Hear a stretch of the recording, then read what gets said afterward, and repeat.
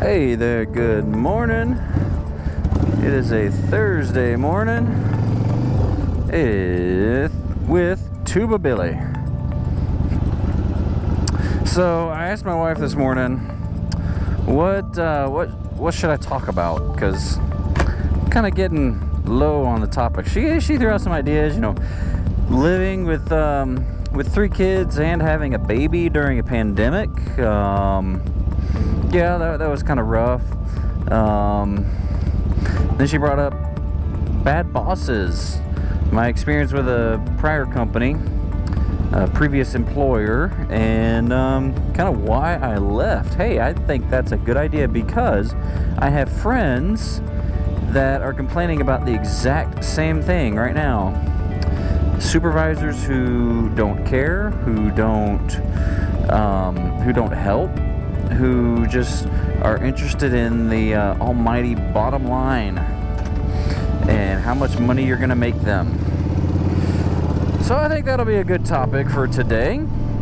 So, topic for today, bad bosses and why they need to get over themselves because they lose good employees.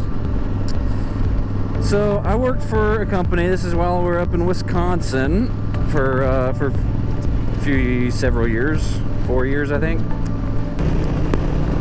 Talked to a friend of mine to get some advice, and he said, hey, I know of a company that's hiring right now. It's doing industrial sales. And I said, what the heck is industrial sales? And he said, well, think of your average like assembly line, packaging, all that stuff. We sell all those parts. So the bearings, the belts, the chains, the conveyors, the systems. Man, it is foggy again. So I was like, okay, I have no expertise in it, but we'll see. I'm up for learning. So he got me the contact information. I applied, I interviewed, and somehow I got the job. So I worked for this sales company and Delta Airlines for 6 months with a newborn, which absolutely sucked. I was ragged, I was tired, and remodeling a house. So I never stopped, never. And of course never slept because we have a newborn, and you never sleep with newborns. I was working, part-time for Delta, so I was working 8 to 5 for the sales job, and then I'd go and work nights at Delta. So my shift started at 6:30. It was supposed to be 6:30 to 11, but if there was a late flight, then I stayed until the flight was there. So I mean, some days I would work 20-hour days sometimes. I wouldn't get home till after midnight, 2-3 o'clock in the morning, go to sleep for a little bit, wake up, can't be late to my 8 o'clock job. So the culture at the sales job was you give everything for company name. I'm not going to say the company name. I don't want to throw them under the bus. I'm not that shallow. But, so the culture was, be there 15 minutes early, stay 15 minutes late, and just work, do your work. I was like, okay, fine. I've got a newborn at home. I've got a wife who, is at home with her, and she nannies other kids with the kid, and she needs a break too. Thankfully, I live like 5 minutes from work, so it wasn't too bad. But that was the culture.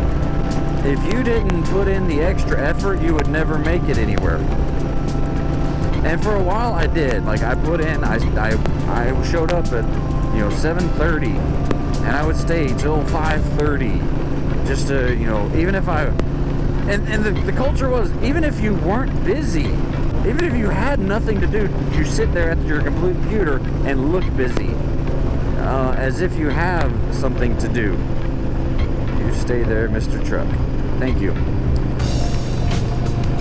Because if the manager walks in and saw you, sitting and working, ooh, that is a good employee. He is putting in extra effort. So anyway, I'm working. And then at some point, of course there's a huge learning curve. They started me off light. They gave me a couple of smaller accounts and easier stuff. Well, then someone left. One of the I was inside sales. One of the outside sales guys left,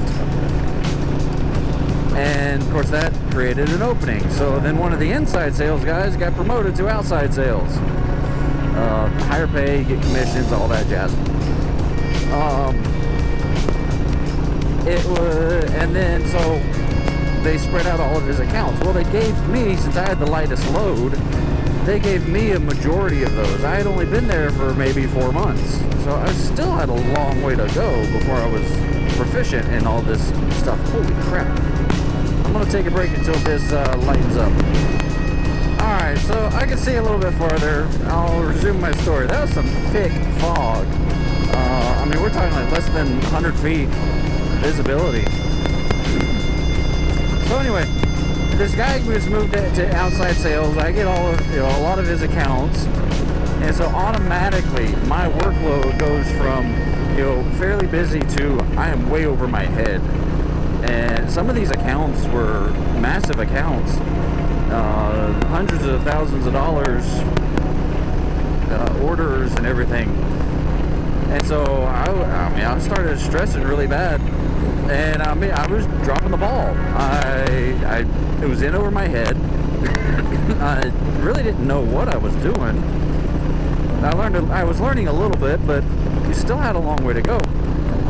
And so the boss man brought me in and said, "Bill, you're not doing well.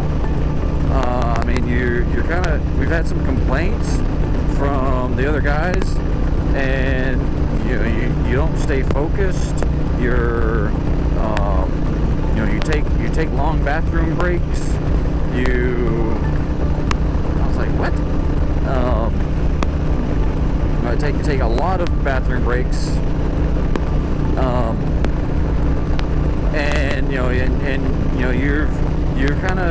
you're getting slow on the orders. We need to keep these orders going." I was like, "Oh, okay. Consider this a warning. If you don't shape up, you're gonna lose your job." So, I admit I was in a rut. Can you blame me? I had been working 2 jobs, a newborn at home, house that's falling apart, remodeling. We had tenants, so I was fixing stuff for them. Lots and lots of things going on. And so I finally decided, it's like, you know what? Nobody's gonna fix this but me. I gotta pull myself up out of this rut and just buckle down and do it. So I did. I pulled myself out of my depression or whatever it was and worked harder. I would stay later. I wouldn't get there earlier because I valued sleep a little bit. But, I put in the extra effort.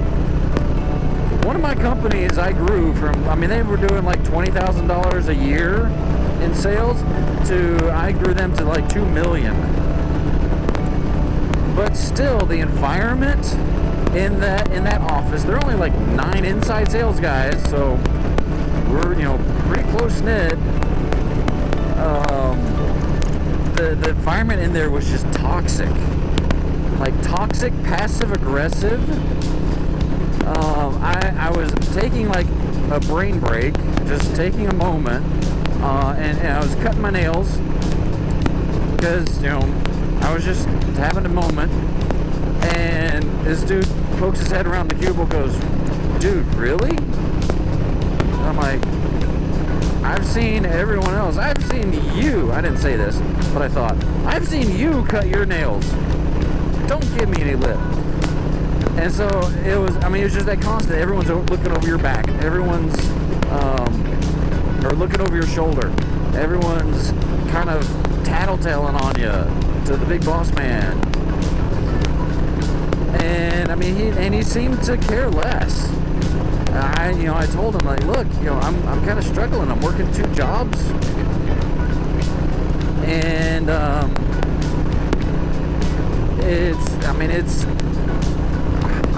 I'm in over my head. I'm drowning. And he's just like, well, you just need to do better. Not really taking care of their employees. And that type of environment is not conducive to keeping people. So it was, I stayed there for a little over 2 years. And then finally I got to a point where, I was angry all the time. I was mad, I was hurt, I was cold, I was just shut down. And that was affecting my home life. I'd bring that anger home. And it was not a good place. And finally I said, I've got to get out of here. I've got to get to something where people appreciate the work that I do. And it's rewarding. Something that's uplifting. Something that gives back. So growing up, my 2 passions were music and I grew up at 4-H. So I was like, you know what? I bet you I can get a job with 4-H. So started applying and got a couple interviews. So I interviewed down in Georgia. Get this. So my brothers both at that time worked for Delta Airlines. So I was able to get some buddy passes. They're cheaper standby tickets, but you're not guaranteed. But flying from Madison to Atlanta, it's not that bad. It's not that demanding. But anyway, they got me some passes, and I remember sitting in the parking lot at University of Georgia ready to go into my interview. And I called the office at like 6:30 a.m. I said, I'm not feeling too well. I'm not going to make it today. I'll be back tomorrow. As I'm about to go interview for another job. And I did not quit. I did not quit that sales job until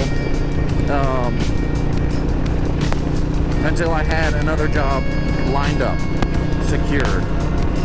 I wanted to make sure I could provide for my family.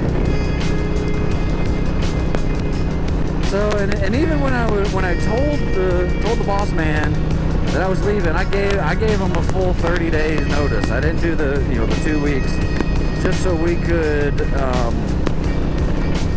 I could pass off all these accounts, because these are people and these are their jobs, and I did care about that. These are their livelihoods, these customers of mine. So,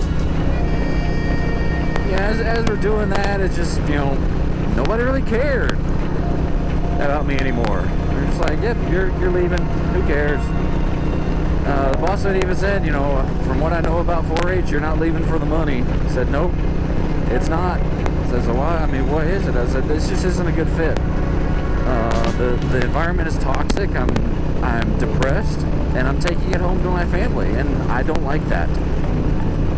So he's like, okay, this life isn't for everyone. I was like, really, dude? Just, care a little bit. So I feel like I'm rambling now. But long story short, too late. It's pretty long.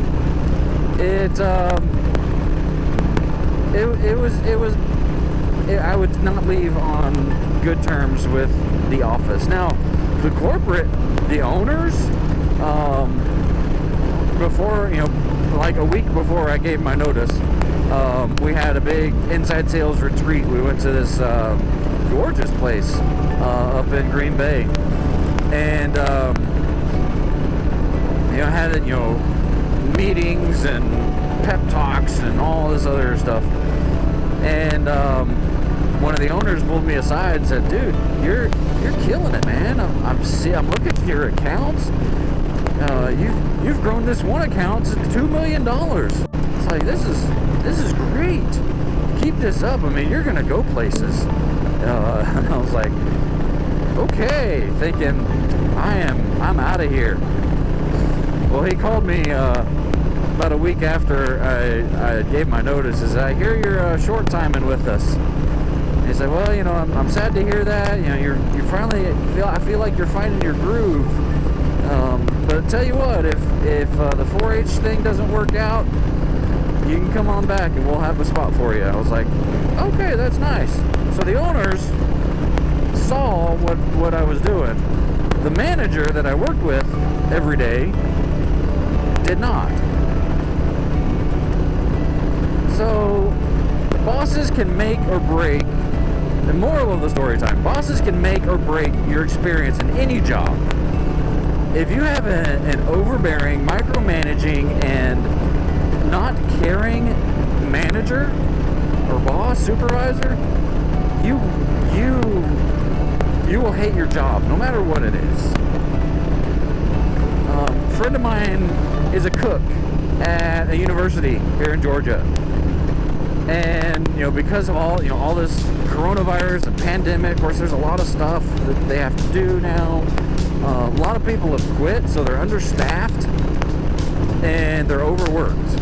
And the manager won't even come out of the office to help, especially when he's the only cook out there waiting on these hungry, angry students. So, yeah, if you're in a job like that, man, really reconsider. Put your mental health above the needs of that job, and find another job. Find something that uplifts you, that helps you, get to a better place.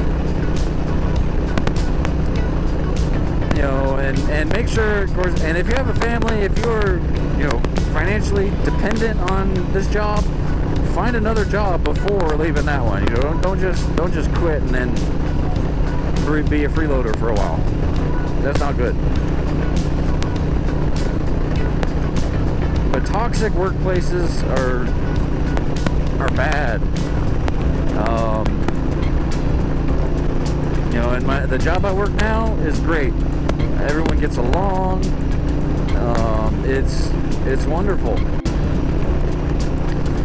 Working for UGA Extension, doing the 4-H program is great. It's a big family. But even then, still, there are kind of disputes within offices. Not in my current office, but I've heard of other places, and I know I've experienced other places that where there's kind of a power struggle or whatever, and they kind of make work miserable for you. And so, yeah, it goes to the thing I say every single time: be excellent to each other. Be respectful. And if somebody's having a hard day, cut them a break. Find out why they're having a hard day and really care about people. That's what's wrong with the world. People do not care anymore. So it's getting foggy again. I'm going to go ahead and watch the road. But this is Tuba Billy. Be sure you like, comment, share, subscribe, all that jazz. And I will talk to you later. Thank you for letting me get this off my chest. Tuba Billy signing out. God be with you till we meet again.